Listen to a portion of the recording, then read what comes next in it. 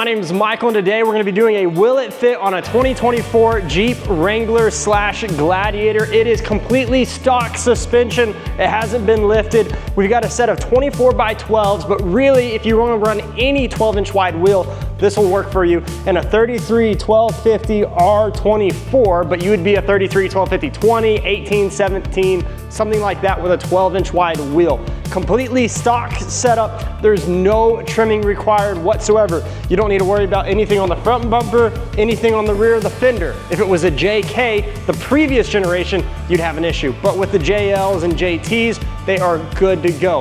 Now, if you want to run a 35, I would recommend going up 2.5 inches to make that clear.